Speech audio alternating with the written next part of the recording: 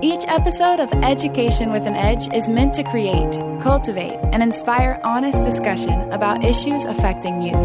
Hosted by author, artist, educator, advocate, and speaker, Jaquel Lane. Hello and welcome. I'm Jaquel Lane, and this is Education with an Edge, the podcast where every child matters because that's what we believe, and you should too. I am so very excited for our featured guest today. Stephanie Olson is a speaker, an author, and the CEO of the Set Me Free Project. Stephanie holds degrees in psychology. Her experience includes 6 years of curriculum writing and development for women experiencing domestic violence, homelessness, and alcohol, as well as drug addictions. She has 8 years of educating women in the area of empowerment and intrinsic value, 9 years of educating youth ages 11 to 18 in healthy relationships, the dangers of human sex trafficking, and social media safety. Stephanie has had extensive training in research and study of human trafficking prevention, education, and social media safety.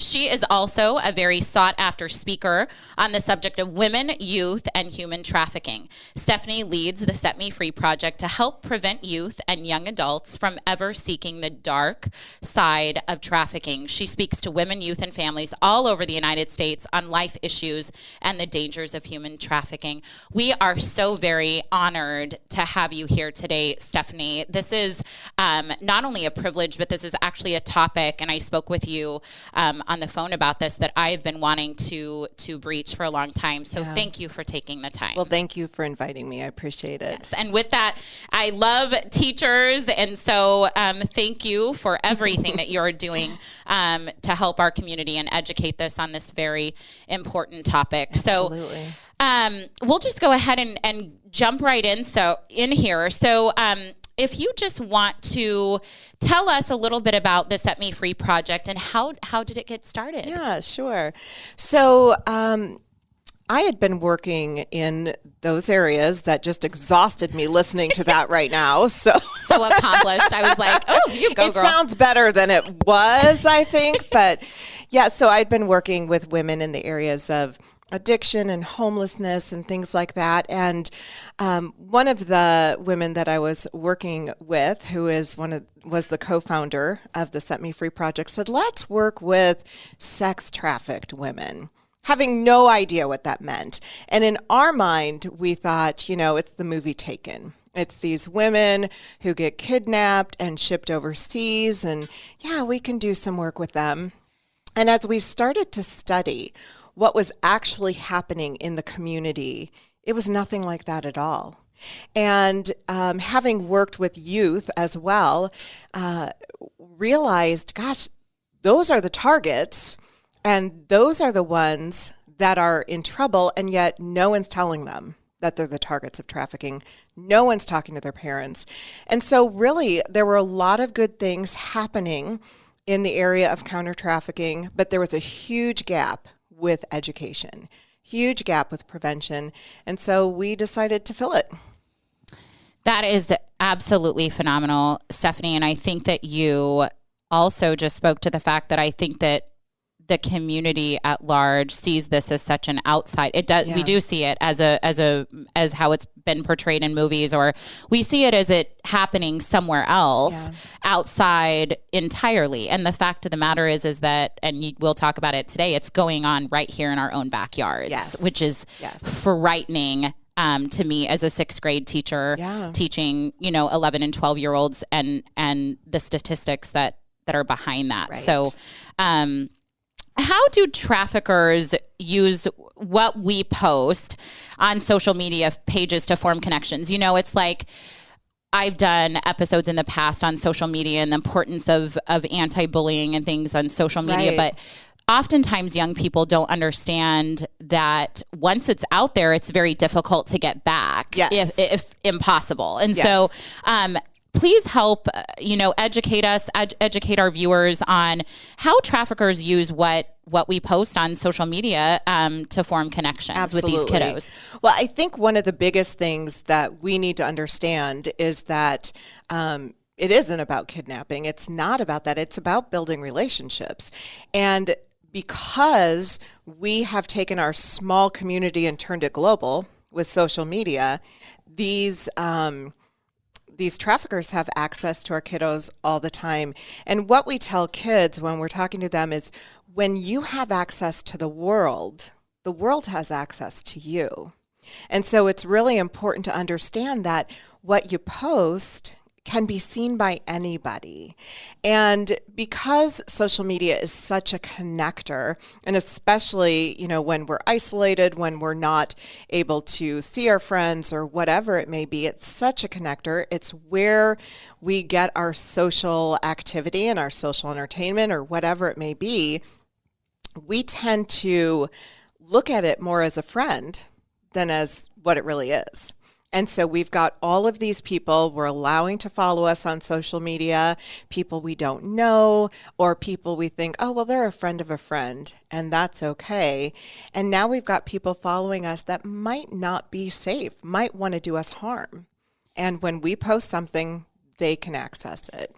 I think that's so powerful, and that's such a powerful message that, I know that I'd like to think that I wasn't that old, but it wasn't too long ago. I hope that I was in school and we didn't have, and I mentioned this to someone the other day. I said, Facebook came out when I was a freshman in college, and it was only for people, here's the kicker, it was only for people that had university emails. So you didn't have to worry about your grandma, bless her heart, being on Facebook, or your history teacher from the 5th grade being on Facebook. And it's completely changed the trajectory of how everybody looks at this, because what was kind of used as a social forum to stay in connection with your high school friends, because you were all leaving for college, has now, as you said, turned into a worldwide phenomenon that maybe nobody could have imagined. And students really need to be educated on the safety and the safety of social media.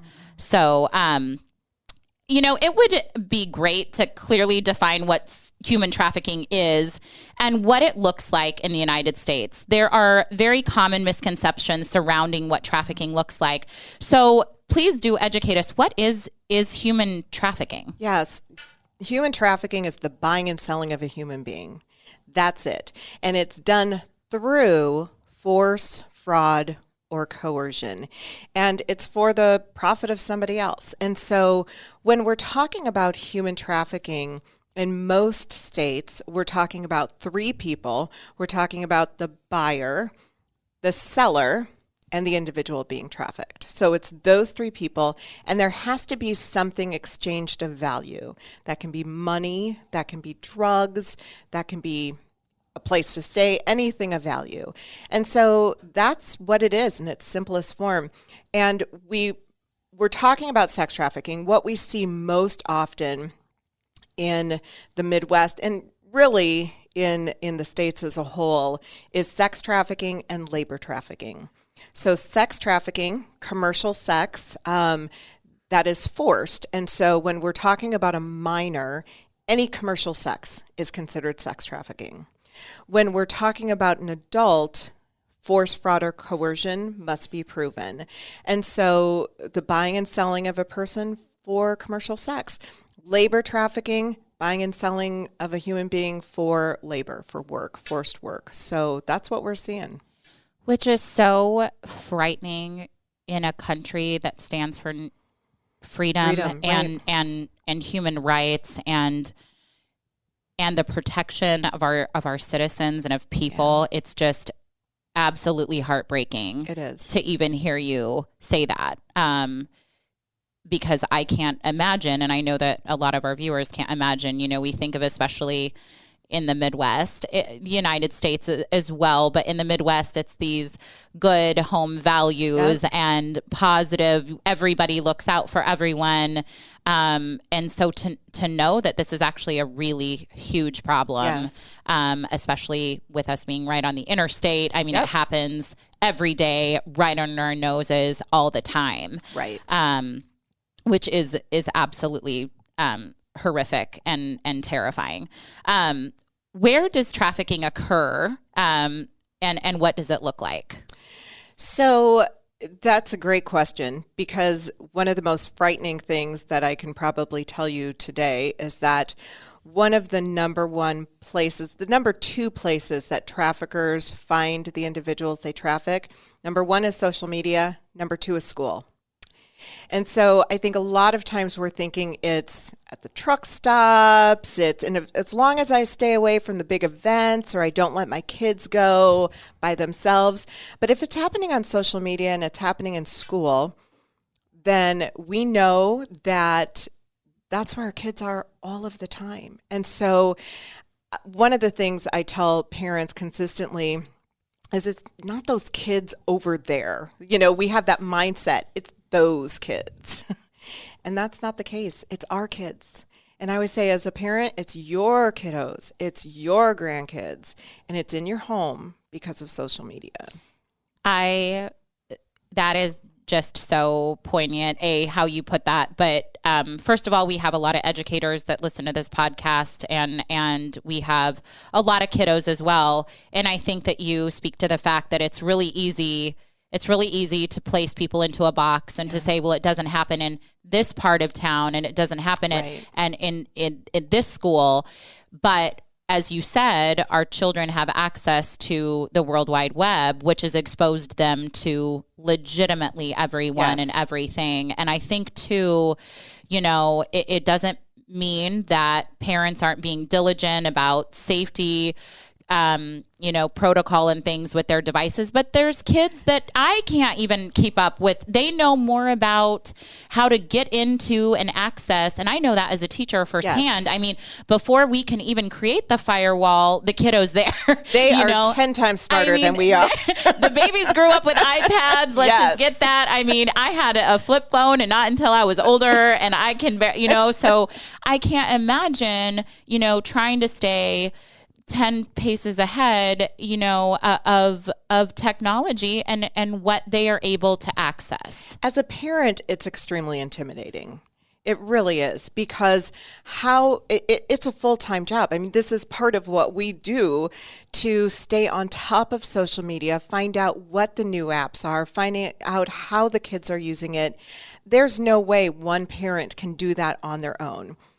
It's impossible. Which is why it's so phenomenal that an organization like yours is taking this head on, because I do think that it's daunting for parents because there would be not enough hours in the day to monitor every single second that they're on there. And even if you have their password or you have access to their device, the child can change it and can figure out ways around it.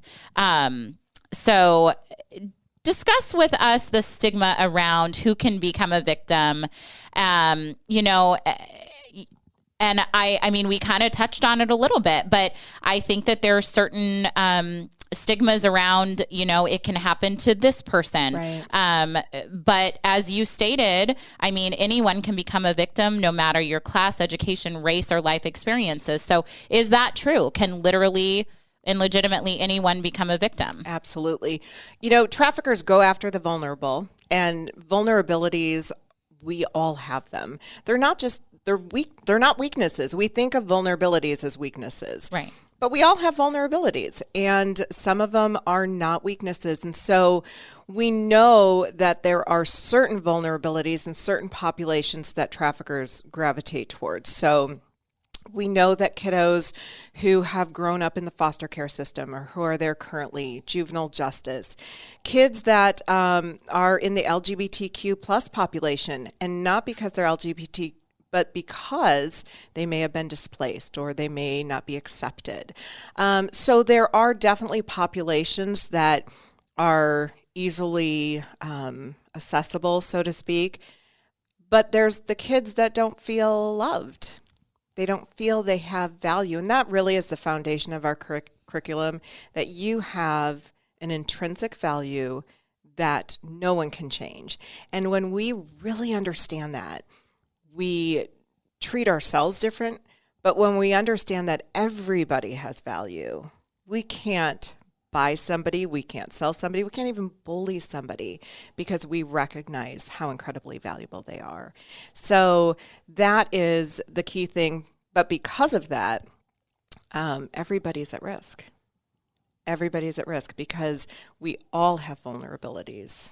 I am just even thinking back, and I'm sure that we all can, to our lives, whether it was adolescence or high school or college, but there were definitely times in my life when I was extremely vulnerable. And I think back to if there would have been, social media, or it would have been more of a prevalence then, how I would have channeled that time in my life and how I would have chosen, which is really frightening because I grew up in a very supportive home and things. And unfortunately, we know that our kiddos, that is not true for a large majority of them. And so I appreciate your honesty in saying that this can happen to anybody. This is not just this demographic or this type of person, because we all do have vulnerabilities that and times in our lives when we're not as strong. But I also love your positive curriculum, the positive behavioral support curriculum, that states that once we learn to love ourselves, it's definitely difficult to mistreat other people, but it's difficult to mistreat ourselves. We know what we deserve, and what we should allow happen to us and not happen to us. So that's phenomenal. How can one, we talk about all the negatives and obviously this is happening around us all the time. How can a person be safe online, and how can we teach children and adults to establish safe boundaries on social media? Yeah. Well, one of the things that we really try and do is get kiddos to critically think, because we can't wag a finger at them and say, now don't do this, because that's not going to work. No. And if we just tell them it's not safe, it's not going to make a difference. And we aren't in the business to teach them, here's how not to be trafficked, because it can't be their responsibility, right? No. So one of the things that we really try and do is have those conversations with kids to get them to critically think, okay, so if your bio on Instagram tells everybody what they need to know, and that's public, what do you think you could do instead to make it a little bit harder to access you? And really talking about some of those things. Who are the people that are following you? Do we know them? How do you know them?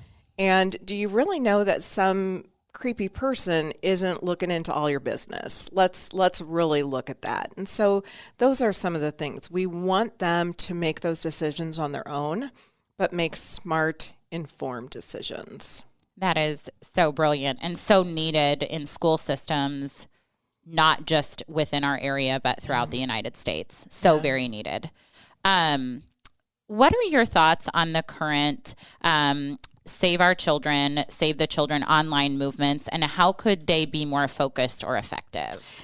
So there is a lot of misinformation online, and a lot of it is well-intended. I think that some of those movements come with the idea that, of course, we want our kids safe. Of course, we don't like trafficking. This is a bad thing. But when we sensationalize it and start to make it look like what it's not, then we miss what it really is. And so a lot of what's been happening on social media lately is all of this hype of, oh my gosh, watch out for the white van, or, all of these things that are not happening. And I always say, when we're looking for the wrong things, we won't see the right thing. We won't see what's really going on. Exactly. What's really going on. So you have an event coming up. Yes. Can we talk about that and promote that a little bit? I'd love to. Okay. That would be great. Awesome. Yes, we've got our annual fundraiser, and we really do make it a fun event. It's called Comedy for Change, Laugh Your Cash Off. So I love that. It's clearly a fundraiser, but we have a lot of fun. And probably one of the biggest questions I get is, why is a counter-trafficking organization having a comedy night? And that's because that's our DNA. That's who we are. We talk to youth, and everything we do has humor in it. It has fun in it. All of our curriculum is engaging and exciting because that's how you learn. Yeah, and humor is healing, too. It is so healing. Humor is healing, and it also, especially for kids, and why I love this fundraiser, this is such a great idea, especially for kids, it's difficult topics to bring up. It's difficult topics for adults to discuss. Yep. So unless there's humor, it kind of... You have to have digestible chunks in order to take that in. And we always say we take the topic very seriously. We do not take ourselves very seriously at all. So we have a lot of fun. So the fundraiser is a silent live auction. There's dinner and drinks, and we have a great auctioneer, Jonathan Larson, who is hilarious in and of himself. Scott Voorhees from KFAB is going to be our MC, and we have Ty Barnett, who is an amazing comedian. He was on America's Got Talent, and he's been all over. Just funny guy, and we are so excited. We're also doing a VIP reception before the event with Ty Barnett, so people can meet him and, just start early. Fabulous. That sounds so wonderful. So where can we go to purchase tickets and support you? setmefreeproject.net/comedy. Go there and you can get tickets. You can also reach us at info@setmefreeproject.net if you have any questions. But we would love for you to hop on our website and check it out. Wonderful. Well, Stephanie, I speak for myself and Education with an Edge podcast and say that this has been extremely informational, and also you are just lovely and so very engaging and intelligent, and thank you for your hard work that you're doing to truly save our children in the trenches, because this is a silent predator that is sneaking up on us right underneath our noses, because social media is everywhere. And so thank you for educating children and for the work that you're doing. And please do check out the information that Stephanie just gave you. I'm going to attend the event for sure in support, and we are just so very grateful. Thank you for being with us here today. Thank you. And thank you for what you do, and your educators that are listening. Thank you for being on the front lines. Appreciate it. Thank you so very much. And signing off, this is Jaquel Lane with Stephanie Olson once again, host of Education with an Edge. Thank you for being with us here today, and we look forward to seeing you next time.